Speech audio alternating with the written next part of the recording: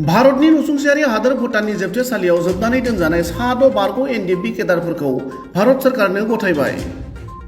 भुटाननि जोबथेसालिनिफ्राय उदां जानानै भारत हादराव आगान होफैनाय सा 6 एनडिएफबि केडारफोरनि मुङा फारियै जिबन बसुमतारी, सनाराम मुसाहारि, सनम मगर, बिरमल बसुमतारी, दिलीप बसुमतारी आरो फाखन नार्जारी।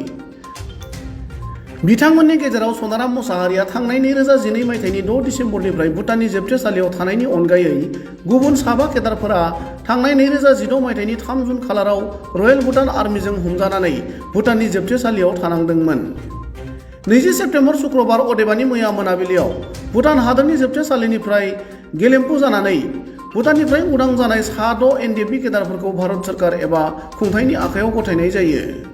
मख'नो गोनां बाथ्रानि 20 सेप्तेम्बर खालारखालि रयेल भुटान पुलिसनि केप्टेन कारमा डेन्डुप आरो इउनाइटेड फराम अफ एक्स एनडिएफबिनि गाहाय नेहाथारि दिल रन्जन नार्जारिनि सागान होनाय लाइजामनि जोहै भुटान जोबथेसालिनिफ्राय उदां खालामनानै भारत सरकारनो गथायनाय सा 6 बारग' एनडिएफबि केडारफोरखौ बिटिसिनि गाहाय मावफुं सोद्रोमा प्रमद बर' आरो क'क्राझार लकसभा बियाबनि एमपि जयन्त बसुमतारी मोना गेलेम्फुनि भारत भुटान सिमायाव खौरां लानायजों लोगोसे बरायो।